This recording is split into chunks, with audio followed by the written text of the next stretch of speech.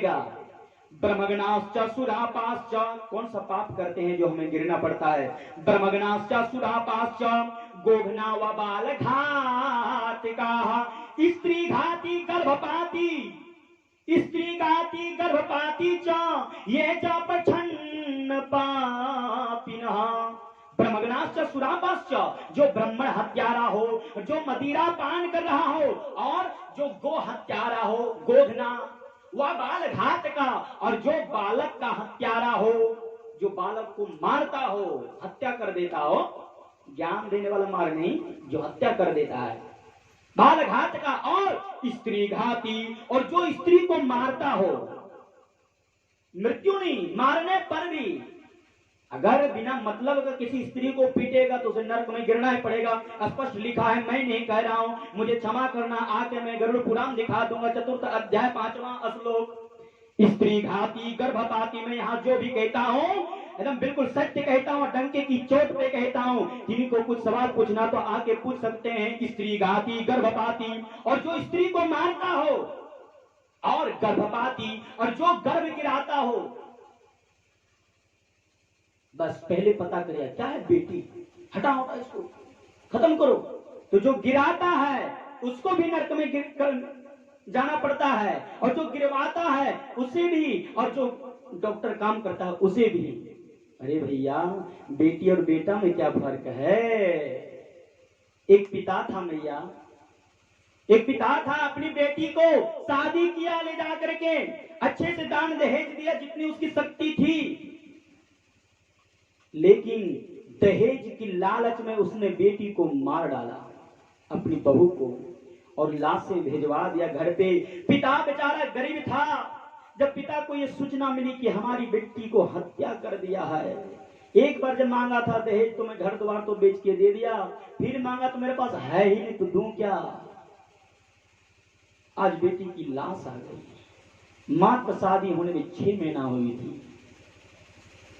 पिता कहते हैं अपने बेटी से, पिता तो कहते हैं सबसे पहले ये कि जिसने मारा है मैं तो उसे भगवान के न्यायालय में छोड़ देता हूं, उसके ऊपर मुझे केस मुकदमा लड़ने की पैसे नहीं है।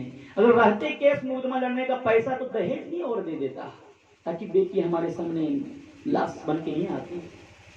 पिता कहते हैं अपने बेटी से, क्या अरे करके तेरे हाथ पीले, अरे करके तेरे हाथ पीले, और तुझे दुल्हन बना दिया, और इन धन के लोभी शैतानों ने और तुझे जिंदा जला दिया। बेटी, तुझे मैंने जन्म दिया, तेरे हाथ भी मैंने पीले किया, मेरी गलती इसमें नहीं है, लेकिन ये धन के लोभी जो शैतान बैठे हैं, इसने तुझे जिंदा जला दिया। बेटी, इसमें मेरी कोई गलती नहीं है। अरे करके तेरे हाथ पीले है बेटी, आप जहां कहीं हो मेरी आवाज सुनना बेटी, करके तेरे हाथ पीले, और तुझे दुल्हन बना दिया, और इन धन के लोभी शैतानों ने तुझे जिंदा जला दिया। अरे भैया, बेटी को दहेज के लालच में मारते हो। अरे इसी बेटी के गर्भ से तो तुम भी जन्म लिए हो। अगर बेटी ना है तो हम लोग कहां से, पूरी सृष्टि वहीं से आती है। मैंने कहा माँ में पूरे संसार, पूरी सृष्टि, पूरी ब्रह्म समाया हुआ है।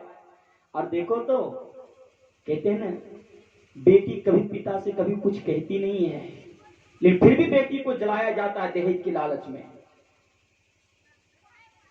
बेटी कहती है आपस में बातें नहीं, बेटी कहती है किससे, अपने पिता से, कि पिताजी आप लखपति हैं, तो मुझे विदेश क्यों भेज दिया, दूसरे जगह पे क्यों भेज दिया। बेटी पूछती है, क्या काहे को ब्याही विदेश, हे लाखी बाबुल मोरे।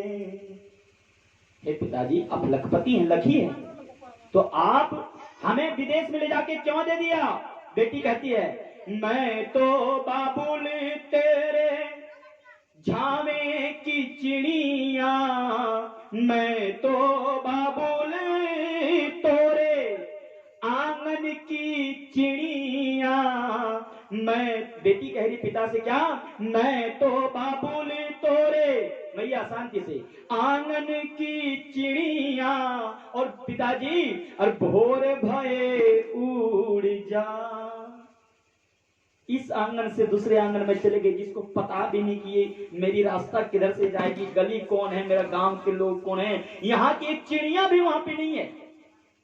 अनजान जगह पे बेटी को भेज दिया जाता है और बेटी एक बार भी सवाल नहीं करती है अपने पिता से, लेकिन ये धन के लोभी जो है लाश भेज दिया जाता है। और बेटी कहती है भैया को दिनी बाबुल महला दो महला, भैया को अपाची गाड़ी, 2 मंजिल की बिल्डिंग, टाइल्स मार्बल, भैया को दिनी बाबुल महला दो महला, और हमको दिया रे परदेश। भैया को बिल्डिंग, गाड़ी, मोटर, टाइल्स, और हमको परदेश। भैया को दिनी